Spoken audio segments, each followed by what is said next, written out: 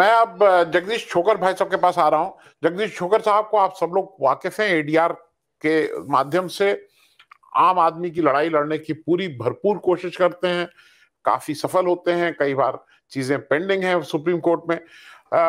छोकर साहब, जो सबसे पहली चीज आपसे पूछना है, दो चीजें। एक तो ये है कि जैसे अगर ये जल्दी दिखाते, मान लीजिए हमारे सीजीआई साहब, आप लोगों की ही इलेक्शन बॉन्ड की पिटीशन पिछले 2-4 साल से पड़ी हुई है, उसमें कुछ हो नहीं रहा है। अगर लगता कि उसको भी इन्होंने तुरंत फास्ट ट्रैक पे ले आया, सामने ले आया कि भाई इस पे हम डिस्पोज ऑफ करेंगे। दूसरा, जो एक आपकी बात भी जरा आप जरा समझना मैं चाह रहा हूं, क्योंकि एक लेटर मैंने देखा है, आपने लिखा है सीबीआई को, और उसमें भी आपने वो बिल्किस बानो वाले केस को के लिए सीबीआई से कहा है कि आप अपनी पिटीशन डालो सुप्रीम कोर्ट में। वो जरा समझा दीजिए हमारे दर्शकों को भी, क्योंकि वो क्या लेटर है आपका, और सीबीआई को आप क्यों इस पे चाहते हैं कि वो आके सुप्रीम कोर्ट में बिल्किस बानो वाले केस में बात करे, जो जिन लोगों को छोड़ा गया है। देखिए, पहली बात तो यह है कि आपने इलेक्टोरल बॉन्ड के केस का जिक्र किया। इलेक्टोरल बॉन्ड का केस भी करीब अब तो 5-6 साल होने को आए हैं। उससे पहले से एक और केस है, वो पॉलिटिकल पार्टियों को आरटीआई में लाने के बारे में है। उसमें भी कोई सुनवाई अभी तक नहीं हुई है। तो ऐसे बहुत केस हैं, लेकिन ये जो आप बात कर रहे हैं बिल्किस बानो के केस की, उसमें मैंने वो चिट्ठी सीबीआई के डायरेक्टर को इसलिए लिखी है कि बिल्किस बानो के केस में आपको याद होगा, या मैं आपको और आपके दर्शकों को याद दिला दूं कि बिल्किस बानो का केस जब उन्होंने पहली दफ़ा गुजरात में शुरू किया तो गुजरात पुलिस ने पहले तो उसको दर्ज करने के लिए मना किया। फिर वो दर्ज हुआ और उसके बाद क्लोजर रिपोर्ट फाइल कर दी कि भाई ठीक है, कुछ नहीं हुआ है।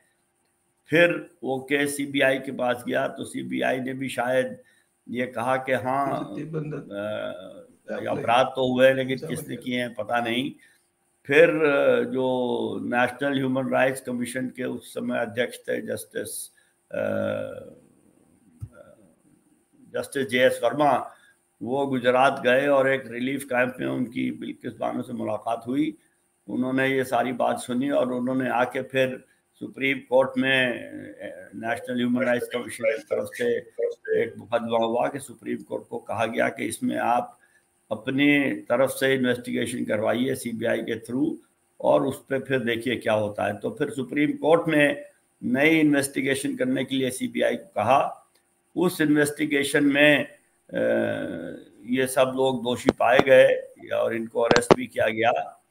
फिर जब वो उसकी ट्रायल शुरू हुई तो बिल्किस बानो को बहुत तरह तरह की धमकी आने लगी, और सुप्रीम कोर्ट के कहने पर वो केस गुजरात से बाहर ले जाके महाराष्ट्र में वो केस चालू हुआ।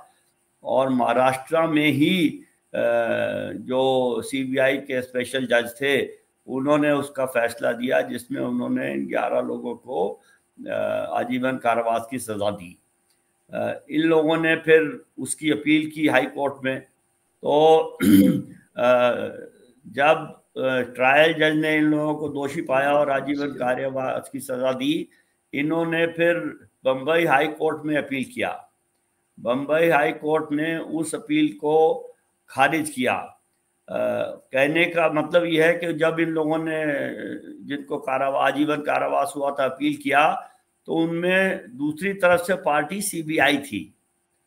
फिर उन लोगों ने सुप्रीम कोर्ट में अपील किया, उसमें भी अपोजिट पार्टी सीबीआई थी, और वो सुप्रीम कोर्ट ने भी इनकी अपील रिजेक्ट की। तो ये पूरा केस सीबीआई ने ही इसमें इन्वेस्टिगेशन की, सीबीआई ने ही प्रोसिक्यूशन की, and CBI was the litigating party. तो हाल इसमें अगर किसी को कानूनी तौर पर हक है ये कहने का कि ये रमेशन का फैसला जो है ये ठीक नहीं है, ये केस के पहले जितना भी कुछ हुआ है उसके खिलाफ है, सबसे पहला वो करने का हक सीबीआई को है। गुजरात सरकार ने अपनी कमेटी बनाई, उस कमेटी का फैसला माना, वो ठीक है, अपनी तरफ से वो शायद ठीक है कि गलत है वो तो होगा। सेंट्रल गवर्नमेंट का इसमें सिर्फ ये हाल है कि ये हाथ है कि गुजरात गवर्नमेंट को सेंट्रल गवर्नमेंट से पूछना चाहिए था। उसमें सीबीआई भी इंक्लूड होगी कि नहीं होगी वो भी उस पर भी चर्चा हो सकती है, लेकिन ये केस पूरा का पूरा सीबीआई ने लड़ा।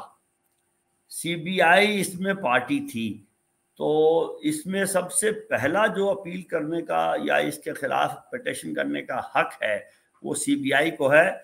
उसके साथ साथ बिल्किस बानो को भी है, लेकिन बिल्किस बानो ने ये केस अपनी तरफ से नहीं लड़ा। बिल्किस बानो इसमें विक्टिम थी, लेकिन प्रोसिक्यूट करने वाली एजेंसी सीबीआई थी। तो इस अपने डिसीजन को और अपने सारे काम को बचाने के लिए जिम्मेदारी सीबीआई की है। सीबीआई को कोर्ट में जाना चाहिए। और जितनी इससे पहले चर्चाएं हुई हैं, बहुत और लोगों ने चिट्ठियां लिखी हैं, किसी ने प्रधानमंत्री को लिखी है, किसी ने गुजरात के मुख्यमंत्री को लिखी है, लेकिन जो कानूनी तौर पे जिसका फर्ज है वो सीबीआई का है। तो मैंने जो चिट्ठी लिखी है सीबीआई को, उनको ये मैंने याद दिलाने की कोशिश की है कि ये तो आप ही ने केस लड़ा था, आप ही ने केस जीता था। आपने जो केस जीता उस केस को पूरी तरह से एक हिसाब से खत्म कर दिया गया जब इन लोगों को 11 के 11 को रिमिशन मिला। तो इसलिए मैंने सीबीआई को चिट्ठी लिखी है। और क्योंकि सीबीआई का ये काम है, उनका ये फर्ज है, उनका ये हक है, अगर वो काम ये अपना करेंगे तो फिर वो सुप्रीम कोर्ट जाएंगे और अपने जितना उनका काम था उसको डिफेंड करेंगे, और आगे देखते हैं क्या होता है। मैं एक और चीज अपने दर्शकों को कह दूं, वो चिट्ठी भी मैं अभी उसको अवेलेबल करा दूंगा अपने फेसबुक पेज पे या कहीं। जगदीश छोकर साहब का ये भी मानना है कि अगर आप उससे इत्तेफाक रखते हैं, अगर आपको ये लगता है कि जो ये बात कह रहे हैं वो ठीक है, CBI is the right agency, तो आप लोग भी अपने अपने माध्यम से कम चिट्ठी लिखिए सीबीआई को, उनसे कहिए कि भाई आपका इस तरह का एक केस हुआ है, जिससे एक थोड़ा सामाजिक दबाव भी उनके ऊपर आए कि भाई देश में इस तरह के लोग मांग है। क्योंकि अगर छोकर साहब अकेले लिख रहे हैं या ये इनका संगठन लिख रहा है, उससे ज्यादा अच्छा है कि हम और आपको भी अगर ये समझ में आता है कि हाँ कुछ बोलना चाह रहे थे छोकर साहब। मैं एक बात स्पष्ट कर दूं, इसमें मेरा संगठन इन्वॉल्व नहीं है, क्योंकि हमारा संगठन तो काम करता है इलेक्टोरल और पॉलिटिकल रिफॉर्म पे, तो उससे इसका कुछ ज्यादा लेना देना नहीं है। हालांकि हर चीज उसमें शामिल की जा सकती है, लेकिन ये चिट्ठी मैंने अपनी इंडिविजुअल कैपेसिटी में लिखी है। और मैंने इंडिविजुअल कैपेसिटी में इसलिए लिखी है, और उसके शुरू में जो पहला सेंटेंस ये है कि मैं आपको ये एक कंसर्न सिटीजन के तौर पे लिख रहा हूँ। ये कुछ लोग सोचते हैं कि ये बिल्किस बानो का केस है, बिल्किस बानो की लड़ाई है, ये मुसलमानों की लड़ाई है। मैं इससे सहमत नहीं हूँ। ये देश में कानून की रक्षा करने की लड़ाई है, और देश में कानून की रक्षा हो ये मेरे हिसाब से हर नागरिक का व्यक्तिगत जिम्मेदारी है। इसमें कोई संस्था की जरूरत नहीं है, किसी ये नहीं है कि मैं वो जज साहब इसको समझेंगे कि मेरा लोकस क्या है। मेरा लोकस है कि मैं नागरिक हूं, और नागरिक के तौर पे मुझे लगता है कि ये देश के कानून व्यवस्था को ठीक से पालन नहीं किया जा रहा है, और इसलिए मैं चाहता हूं कि सीबीआई इसमें अपने फैसले की रक्षा करे। और अगर सीबीआई रक्षा करेगी तो मेरे ख्याल में सरकार ये कोर्ट को इसका संज्ञान लेना पड़ेगा, और उसमें कुछ ना कुछ सीबीआई कोर्ट को समझाएगी कि ये सब जो हुआ था वो कैसे कैसे हुआ। और अगर सीबीआई नहीं समझाती है तो नागरिक के तौर पे मेरा फर्ज बनता है कि मैं सीबीआई को कहूं कि भाई अपना काम करो। और इसीलिए अगर दूसरे नागरिक इसके बारे में लिखना चाहते हैं तो मुझे बड़ी खुशी होगी कि लोग लिखें, लेकिन मैं चाहता हूं कि हर नागरिक जो लिखे वो अपने व्यक्तिगत तौर पे लिखे। किसी संस्था की जरूरत इसमें होनी नहीं चाहिए। संस्थाएं करती हैं तो बड़ी अच्छी बात है, लेकिन ये एक नागरिक और कानून व्यवस्था का रिश्ता है। ये मेरी संस्था, जैसे मैंने कहा मेरी संस्था इसमें इन्वॉल्व नहीं है, लेकिन मैं एज एन इंडिविजुअल नागरिक मेरा ये काम है और मैं चाहूंगा सब और भी नागरिक इसको करें। मैं छोकर साहब आपसे जरा एक और प्रश्न पूछ लूं, क्योंकि उसमें भी आप व्यक्तिगत रूप से इन्वॉल्व थे, आप उसको फॉलो कर रहे थे। ये पेगासस वाला भी केस, अभी उस पर कुछ एक ऑब्जर्वेशन हुआ जिसमें कहा गया कि भाई फोरेंसिक वालों ने 5-6 में उन्होंने पाया है कि इसमें कुछ ना कुछ था।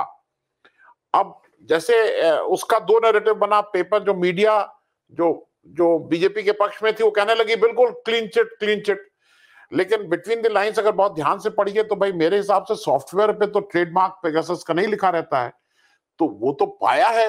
सुप्रीम कोर्ट ने कहा है कि हमें जो रिपोर्ट दी गई है उसमें कहा गया है कि भाई 5 या 6 उसमें ये सॉफ्टवेयर कोई सॉफ्टवेयर था। इस पे भी कुछ ना कुछ क्लैरिटी है क्या आपको? जरा, मैं इसलिए क्योंकि मुझे बहुत क्लैरिटी नहीं है, अब मेरे दर्शकों को भी क्लैरिटी हो जाती पेगासस वाले केस में। देखिए, पेगासस वाले केस में भी क्लैरिटी बिल्कुल नहीं है। उसमें 2-3 बातें बहुत महत्वपूर्ण हैं। सबसे पहली बात तो यह है कि चीफ जस्टिस ने कोर्ट में ये कहा कि ये रिपोर्ट 3 हिस्से में है और इनका एक हिस्सा जो जस्टिस रविंद्रन ने अपनी रिकमेंडेशन दी हैं वो हम सबके सामने रख देंगे, उसमें कोई दिक्कत नहीं है, और बाकी जो हैं उनके बारे में देखना पड़ेगा। लेकिन जब शाम को ऑर्डर अपलोड हुआ तो उसमें लिखा हुआ था कि कुछ भी अभी नहीं रखा जाएगा, सबका सब दोबारा से सील कर दिया गया है।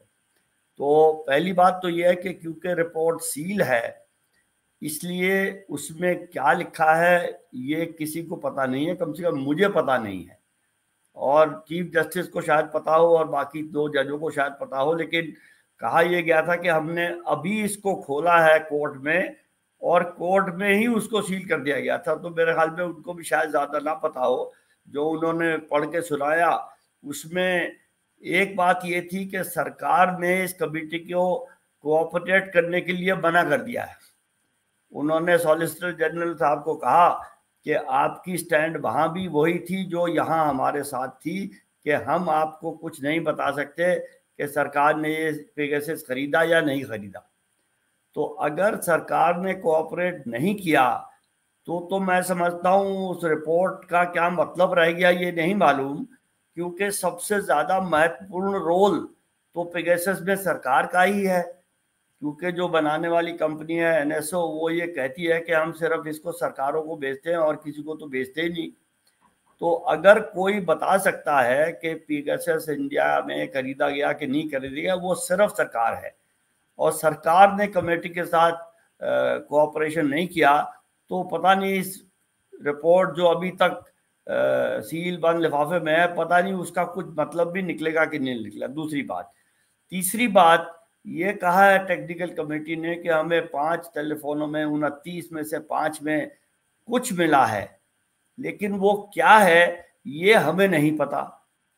तो उसको ये कहना कि ये पेगासस नहीं है या पेगासस है, जब कमेटी खुद ही कह रही है कि हमें नहीं पता ये क्या है, तो उसके बारे में भी कुछ भी कहना मेरे हिसाब से तो वाजिब नहीं है। लेकिन पेगासस के बारे में ये तो पहले से मालूम है कि पेगासस में एक कैपेबिलिटी ये थी कि वो उसको फ़ोन में आप लगाइए, वो अपना काम करता है और जब उसका काम ख़त्म हो जाता है तो वो अपने आप को सेल्फ डिस्ट्रक्ट कर लेता है। तो वो कोई अपना निशान नामो निशान वहाँ छोड़ता नहीं है। तो जब कंपनी ये कह रही है कि ये नामो निशान नहीं छोड़ता है तो फिर उसमें क्या पाया जाएगा और क्या नहीं पाया जाएगा ये कैसे पता? इस पूरे केस का जो लब्बो लबाब है वो ये है कि पूरी दुनिया में 50,000 या कितने नाम सामने आए कि इन नामों की एक लिस्ट है जिनके ऊपर पेगासस लगाने का सोचा गया है या सोचा गया था। उनमें 300 भारतवर्ष के नागरिक हैं। उन 300 लोगों को जहां तक मैं समझता हूं, और मैं उनमें से एक हूं इसलिए मैं ये कह रहा हूं, मुझे ये लगता है कि भाई मेरे टेलीफोन में किसी ने अगर कुछ डाला है तो उसको रोकने की जिम्मेवारी किसकी है? मेरा जो फंडामेंटल राइट टू प्राइवेसी है वो शायद वायलेट हुआ है, ऐसा लगता है। तो उसको मुझे ये अश्योर करना और सेटिस्फाई करना कि भाई आपका फंडामेंटल राइट टू प्राइवेसी का उल्लंघन नहीं हुआ है, ये सरकार का काम है। और अगर उसके बारे में कोई शंका है तो उस शंका को गलत साबित करना सरकार का काम है। लेकिन अगर सरकार इसके बारे में बिल्कुल चुप्पी साधे हुए है कि हम तो कुछ भी नहीं बता सकते, तो नागरिकों का जो फंडामेंटल राइट टू प्राइवेसी है उसका क्या होगा? तो नागरिक अपने आप, और इसमें बड़े मुद्दे भी इसमें से निकल के आते हैं कि साइबर सिक्योरिटी है। खैर मैं तो बहुत नाचीज हूँ, मेरे से कोई फर्क नहीं पड़ता है। मैंने तो ये भी कहा था कि मेरे ऊपर अगर इतना पैसा खर्च किया है तो उससे कोई फायदा नहीं है, ये पैसा मुझे दे देते, मैं अपना फोन आपको वैसे ही दे देता। लेकिन जो लोग देश में इस वक्त मंत्री हैं उनके भी फोन चेक हुए हैं, या उनका भी नाम है उस लिस्ट में, कुछ बड़े बड़े अफसरों के भी नाम हैं, और रक्षा संबंधी मामलों के भी कुछ नाम हैं। तो अगर सरकार ये नहीं बताना चाहती सुप्रीम कोर्ट को भी कि भाई हमने ये किया है और इस वजह से किया है, पर ठीक है हमें ना बताए, लेकिन सुप्रीम कोर्ट को तो बताए कि भाई ये वजह थी, इस वजह से हमने ये खरीदा और ये किया, या हमने नहीं खरीदा और कुछ नहीं किया। तो सुप्रीम कोर्ट तक को बताने में भी सरकार को ऐतराज है। ये बड़ा एक विचित्र घटनाक्रम है कि देश में 3 पिलर होते हैं, जुडिशरी, लेजिस्लेचर और एग्जीक्यूटिव। तो एग्जीक्यूटिव जुडिशरी को ये बताने को तैयार नहीं है कि हमने क्या किया है। तो चेक्स और बैलेंसेस और सेपरेशन ऑफ पावर्स वगैरह तो बिल्कुल खत्म हो गया है, सिर्फ एग्जीक्यूटिव ही रह गया है जो कुछ है। एग्जीक्यूटिव पार्लियामेंट में तो कहते हैं कि हमें इसके बारे में कुछ नहीं पता, और जहां तक हमें पता है हमने कुछ नहीं किया, लेकिन वही बात सुप्रीम कोर्ट में कहने के लिए तैयार नहीं है। तो ये बड़ी एक बहुत ही अजीब ये सिचुएशन है, और मैं समझता हूँ ये बहुत सीरियस सिचुएशन है। इसके बारे में क्लैरिटी नहीं है, और क्लैरिटी तभी आएगी जब वो रिपोर्ट आएगी कि ये भी देखना पड़ेगा कि ये जो कमेटी है ये कहते हैं हमारी समझ में नहीं आया। भाई आपकी समझ में नहीं आया तो और लोग भी तो हैं, देश में भी हैं और दुनिया में भी हैं।